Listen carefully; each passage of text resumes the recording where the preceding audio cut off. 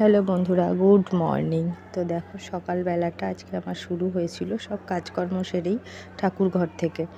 তো কারণ হচ্ছে মায়ের শরীরটা খুব একটা ভালো নেই, সকাল থেকে একটু শ্বাসকষ্ট হচ্ছে।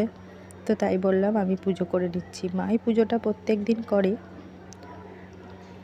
নিশিরাতে নির্মল আকাশ ধীরে ধীরে বইতেছে মলয় বাতাস রকি দেবী মানে কুসুমারায়ণ করিতেছে নানা কথা সুখে আলাপ সেই কালে বিনা হইতে হরিণী বড় উপনীত হইল মালতী বান ধীরে ধীরে তুলিত হইল প্রণীত চাহিলা নাগরমণি লোকে দেবী প্রতি আসিয়াছি জিজ্ঞাসিত দিল ছোটে মাতা কোথা হতে আসিয়াছে গিয়ে চোখে তা।